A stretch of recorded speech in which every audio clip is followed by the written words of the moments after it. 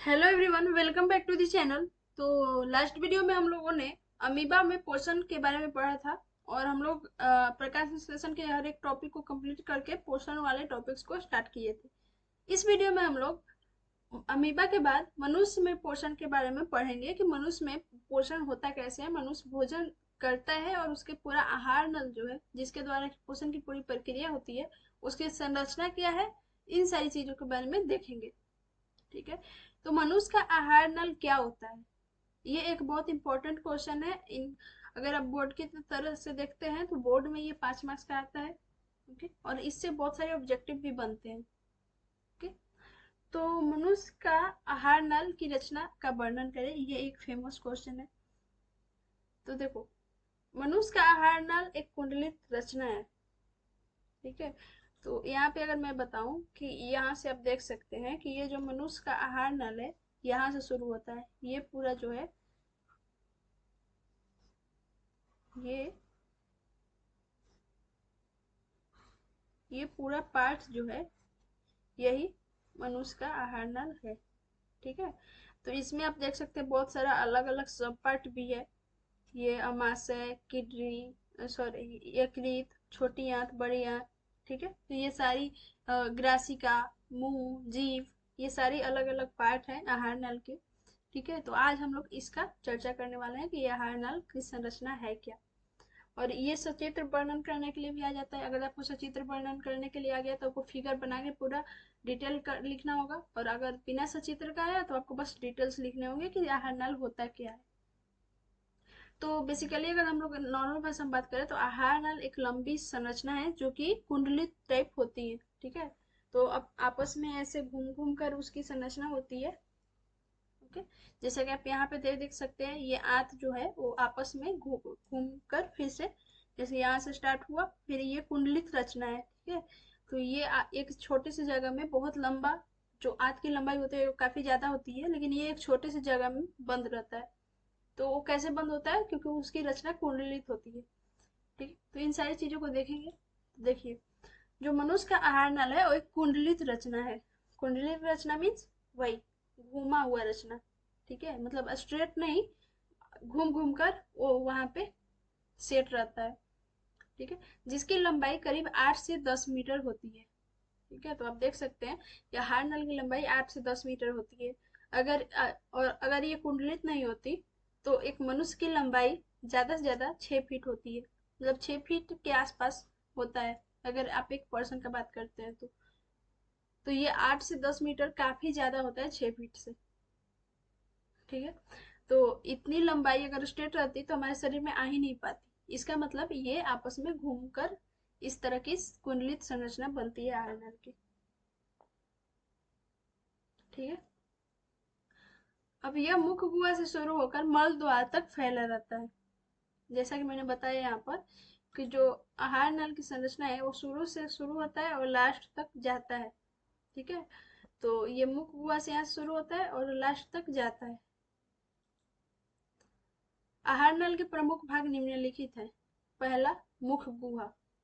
ठीक है। तो आहार नल को मैंने जैसे कि बताया कि बहुत सारे पार्ट में बांटा गया है, तो फर्स्ट टाइप है मुख्य गुहा। अब मुख्य गुहा क्या होता है, तो यहाँ पर अगर आप देखें तो ये जो पार्ट है, ये वाला, तो इसी को बोलते हैं मुख्य गुहा। ये वाले पार्ट को, जिसमें कि मुंह, जीभ वगैरह आते हैं। क्लियर है। तो देखो, यह आहार नल का पहला भाग होता है। जैसा कि मैंने दिखाया, यह आहार नल का पहला भाग होता है।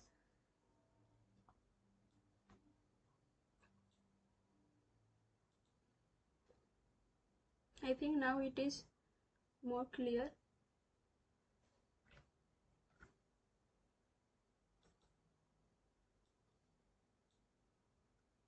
यस। अब मैं आपको साइड बाय साइड समझा सकती हूँ।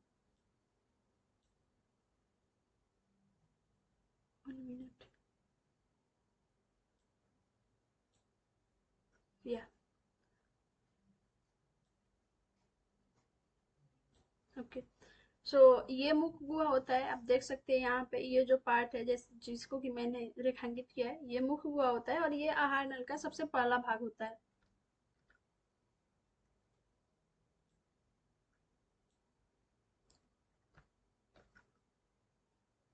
क्लियर है। अब इसके बाद ये जो मुख गुहा है, इसमें भोजन चबाने के लिए दांत होता है। ठीक है, ये इसमें क्या होता है, दांत होता है भोजन चबाने के लिए, और मुलायम बनाने के लिए लार ग्रंथियां होती हैं। ठीक है, और लार ग्रंथियां तो होती ही हैं, लेकिन लार भोजन में मिक्स कैसे होगा, उसके लिए जीभ होता है। ठीक है, तो मुख गुहा में मेनली 3 पार्ट होते हैं, लार ग्रंथियां, दांत और जीभ। लार ग्रंथ दांत तो भोजन को चबाने के लिए काम आता है। लार ग्रंथियां क्या होती हैं कि भोजन में लार मिश्रित करती हैं, जिसके द्वारा भोजन मुलायम होता है। ठीक है, और ताकि वो हमारे शरीर के अंदर जाए तो उसका पाचन अच्छे तरह से हो पाए, तो उसके लिए लार ग्रंथियां होती हैं, ताकि भोजन में लार मिश्रित करती हैं। और लार मिश्रित करने का काम कौन करता है, तो वो करता है जीभ। ठीक है, तो बेसिकली हमारे मुख गुहा में 3 पार्ट हुए, और तीनों के काम आपको पता चल गया।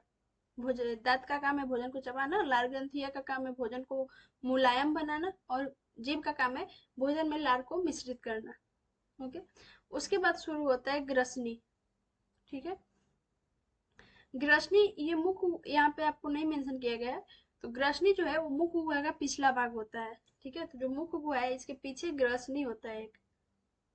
ठीक है, अब ये ग्रसनी जो है उसमें 2 छिद्र होते हैं, एक निगल द्वार कहलाता है और दूसरा कंठ द्वार कहलाता है। मैं अगर आपको यहाँ पे दिखाऊं, तो आप यहाँ पे देख सकते हैं कि यहाँ पे ये जो रश्मि है इसका 2 भाग है, एक इस साइड गया है और एक इस साइड गया है ना। तो ये जो होता है वो एक कंठ द्वार होता है, एक निगल द्वार होता है। तो जो कंठ द्वार होता है वो श्वास नली में खुलता है। ठीक है, और जो निगल द्वार होता है वो ग्रास नली में खुलता है। तो ग्रास नली नीचे वाला पार्ट है और श्वास नली ऊपर वाला पार्ट है। तो आप भी कभी कभी खाना खाते टाइम को लगा होगा कि कभी कभी जो भोजन है वो, या पानी पीते टाइम पानी नाक में चला जाता है।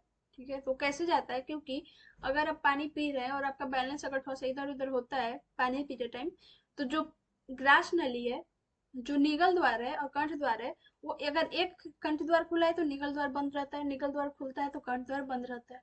ओके, तो जब निगल द्वार खुल जाता है बाय मिस्टेक, तो जो पानी है वो कंठ द्वार में न जाकर निगल श्वास नली में चला जाता है, क्योंकि जो निगल द्वार है वो श्वास नली में खुलता है, तो इसीलिए पानी नाक की तरफ आ जाता है। ठीक है, तो यही रीजन है कि पानी कैसे, मतलब कभी कभी पानी पीते टाइम ऐसा होता है कि वो फंस जाता है तो नाक में थोड़ा सा आ जाता है, उसका रीजन यही है। क्लियर है। इसके बाद का पार्ट होता है ग्रसनी के बाद आता है ग्रास नली। ठीक है, तो ग्रास नली जो है ये है, ग्रसिका इसको बोला जा रहा है यहाँ पे। तो ये एक लंबी संरचना होती है। ओके, तो यहाँ पे आप देख सकते हैं ये यहाँ से, ये है, ये ग्रसनी है। इसके बाद एक ग्रास नली है जो एक लंबी नली के समान संरचना है, और ये जाकर अमाशय में खुलती है। ओके, तो आप देख सकते हैं ये अमाशय है और यहाँ ग्रास नली कनेक्टेड है। ओके, अब इसके बाद एक अमाशय, अब ये क्या हुआ, पहले मुख गुहा के बारे में हम लोगों ने देख लिया, फिर ग्रसनी के बारे में देख लिया, उसके बाद ग्रास नली में आए, ग्रास नली से होते हुए अमाशय में आए। अब अमाशय क्या होता है, तो अमाशय एक चौड़ी थैली के समान संरचना होती है, जो उदर गुहा के बाईं ओर शुरू होती है। तो जो उदर गुहा है ये पूरी उसके बाईं ओर शुरू होती है। तो आप देख सकते हैं ये वाला पार्ट। अमाशय में अमाशय ग्रंथि या जठर ग्रंथि होती है। ठीक है, अमाशय में एक बहुत महत्वपूर्ण अंग होता है जिसको हम लोग जठर ग्रंथि बोलते हैं या अमाशय ग्रंथि बोलते हैं, और इस जठर ग्रंथि से जठर रस निकलता है। ठीक है, जो कि काफी महत्वपूर्ण होता है प्रोटीन के पाचन में। ओके, तो इस अगर अमाशय का विवरण करना है तो आप इतना बोल सकते हैं कि अमाशय एक चौड़ी थैली है जो कि उदर गुहा के बाईं ओर होती है, और इसमें एक जठर ग्रंथि नामक संरचना पाई जाती है, और इसी जठर ग्रंथि से जठर रस निकलता है।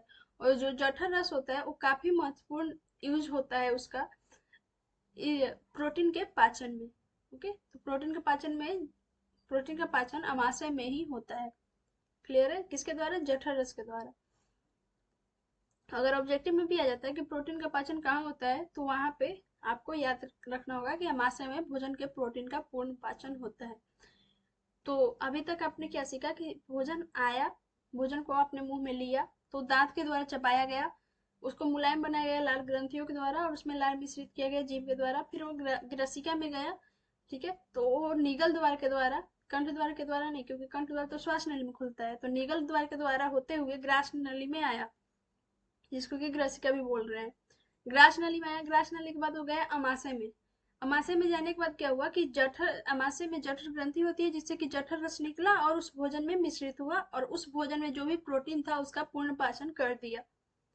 ठीक है, अब भोजन के प्रोटीन का पूर्ण पाचन हो चुका है। इसके बाद ये जाएगा छोटी आंत में।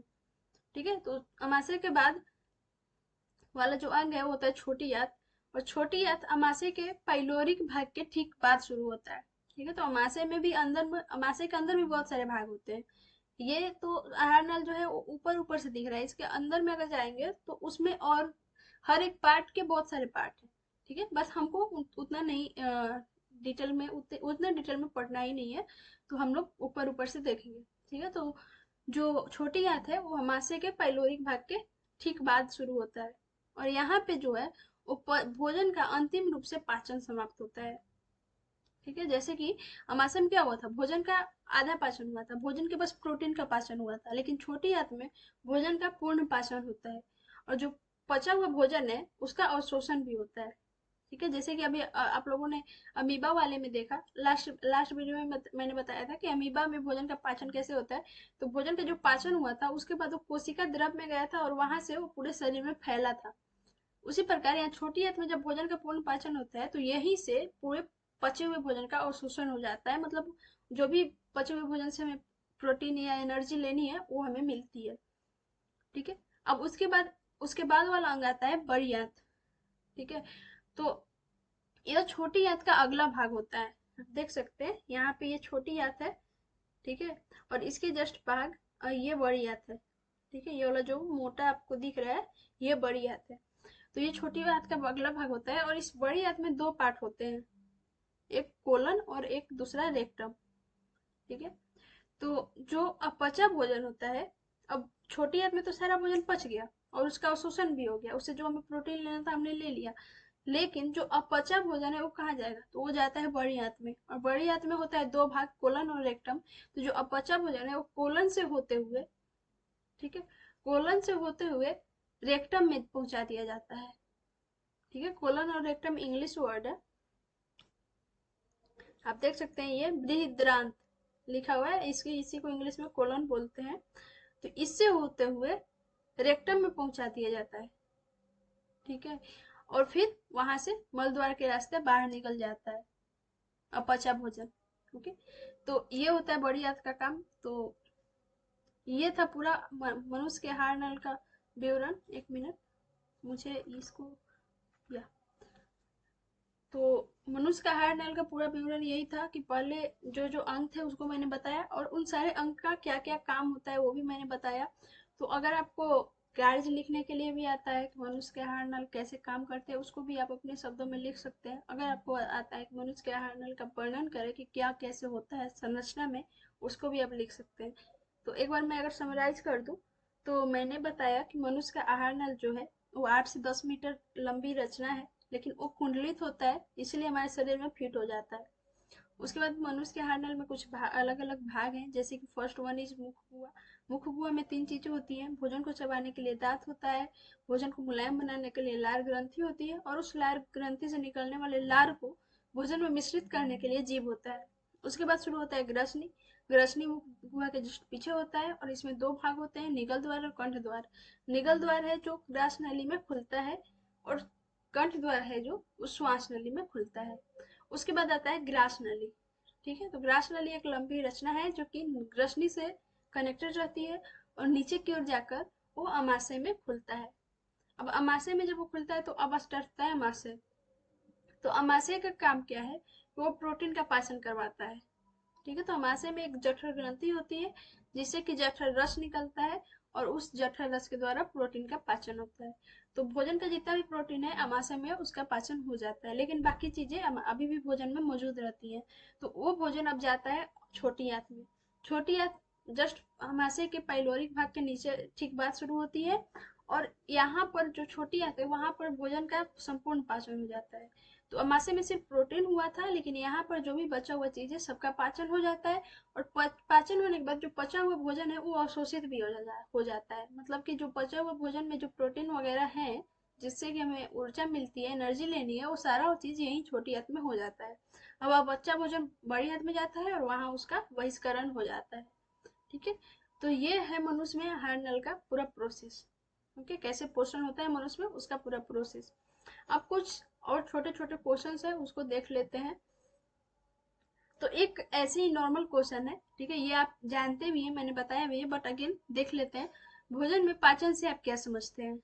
ठीक है, तो भोजन में पाचन का तात्पर्य मैंने बताया था कि जो हम लोग जो भी भोजन करते हैं उसको उसको भोजन करने से कोई वो नहीं है। ठीक है, भोजन करना इज नॉट पोषण। भोजन करके उससे पोषक तत्व प्राप्त करना पोषण कहलाता है। ठीक है, तो भोजन का पाचन और भोजन का पोषण एक ही बात है। तो सॉरी, भोजन का पाचन और पोषण एक ही बात है। तो भोजन में जो जटिल अणु होते हैं को सरल अणुओं में तोड़कर उससे पोषक तत्व प्राप्त करने की प्रक्रिया को भोजन का पाचन कहते हैं। अब सेकंड क्वेश्चन आता है, मनुष्य के मुख गुहा में कितनी जोड़ी लाल ग्रंथि होती है? तो जैसा कि मैंने आपको बताया कि मनुष्य के मुख गुहा में 3 चीजें मेन है, जीभ, दांत और लाल ग्रंथियां। तो मैंने बताया था कि उसके अंदर जो मैंने बताया पार्ट कि मुख गुहा के 3 पार्ट है, तो उन पार्ट के भी पार्ट हैं बहुत सारे। ठीक है, लेकिन ज्यादा डिटेल में हम लोग को पढ़ना नहीं है, लेकिन जानकारी के लिए कुछ कुछ चीज जाननी है, जैसे कि लाल ग्रंथि के कितने पार्ट हैं, तो बस पार्ट जान के रह जाते हैं, क्योंकि अगर ऑब्जेक्टिव में आएगा तो हम उसको टिक कर पाएंगे। तो मनुष्य के मुख गुहा में 3 जोड़ी लाल ग्रंथियां पाई जाती हैं। फर्स्ट वन इज पैरोटिड ग्रंथि, उसके बाद सब मैंडिबुलर ग्रंथि और उसके बाद सब लिंगुअल ग्रंथि। ओके, तो ये अगर ऑब्जेक्टिव में आता है कि मनुष्य के मुख गुहा में कितनी जोड़ी लाल ग्रंथि है, तो ये 3 जोड़ी, ये ऑब्जेक्टिव में आप ध्यान रखेंगे। उसके बाद इसमें से कौन मनुष्य के मुख गुहा में मौजूद लाल ग्रंथि है, 4 दिए हैं, तो ये अगर ये तीनों ऑप्शन होता है तो ये तीनों को माना जाएगा। ठीक है, तो पैरोटिड ग्रंथि, सब मैंडिबुलर ग्रंथि और सबलिंगुअल ग्रंथि। अब आता है मनुष्य का आमाशय कितने भागों में बटा होता है? तो मनुष्य का आमाशय बेसिकली 3 भागों में बटा होता है। मैंने बताया था आमाशय, अभी जो हम लोग देखे छोटी आंत, वो अमाशय के पैलोरिक भाग के ठीक बाद शुरू होता है। इसका मतलब अमाशय का भी बहुत सारा भाग होता है। तो बेसिकली अमाशय का 3 भाग होता है। First one is cardiac, second one is pyloric और थर्ड वन इज फुंडिक। तो जो कार्डियक है वो अमाशय का आगे का भाग होता है, पाइलोरिक जो है वो पीछे का भाग होता है, और फुंडिक जो है वो अमाशय के बीच का भाग होता है। ठीक है, तो ये अमाशय के भी 3 भाग, लार ग्रंथि के भी 3 भाग। ठीक है, तो ये बस आपकी जानकारी के लिए मैं बता रही हूँ। उसके बाद एक क्वेश्चन है कि मनुष्य में छोटी आंत की लंबाई कितनी होती है? ये तो बहुत फेमस क्वेश्चन है ऑब्जेक्टिव के हिसाब से। और छोटी आंत के कितने भाग होते हैं बेसिकली? तो जो मनुष्य में छोटी आंत की लंबाई होती है वो 6 मीटर होती है, और उसकी जो चौड़ाई होती है वो 2.5 सेंटीमीटर की होती है। ठीक है, अब ये जो छोटी आंत है वो 3 भाग में बटती है, जैसा कि अमाशय 3 भाग में बटा था, उसी तरह छोटी आंत भी 3 भाग में बटती है। फर्स्ट वन इज ग्रहणी, second one is jejunum and third one is ileum. ठीक है, तो ये 3 भाग हैं छोटी आंत के, तो इसको बस जानकारी के लिए आप याद कर लीजिए, ताकि अगर आता है कि ग्रहणी किस चीज का पार्ट है तो वहां पे आपको ध्यान रखना चाहिए कि हाँ ये छोटी आंत का पार्ट है। ठीक है, और उसके बाद मनुष्य के आहार नाल का रचना का तो वर्णन हम लोग कर ही लिए। ठीक है, तो नेक्स्ट नेक्स्ट वीडियो में हम लोग इसके आगे से कंटिन्यू करेंगे, और ये चैप्टर अब कंप्लीट होने को है। ठीक है, तो ये था मनुष्य के आहार नाल और मनुष्य में पोषण से रिलेटेड कुछ क्वेश्चंस और कुछ टॉपिक्स। ठीक है, तो इस वीडियो के लिए इतना ही। अगर आपको इसमें किसी चीज में कुछ डाउट हो तो आप कमेंट बॉक्स में कमेंट कर सकते हैं। अगर आपको ये वीडियो पसंद है तो आप लाइक और शेयर कर सकते हैं, तथा चैनल को सब्सक्राइब कर सकते हैं अगर आपको ऐसे ही वीडियोस चाहिए, बिहार बोर्ड से रिलेटेड या फिर 10th क्लास से रिलेटेड। ठीक है, और अगर आपको किसी और सब्जेक्ट के भी वीडियो चाहिए तो आप कमेंट बॉक्स में कमेंट कर सकते हैं, मैं उन पर वीडियो बनाने का ट्राई करूंगी। ठीक है, इस वीडियो के लिए इतना ही। Thank you.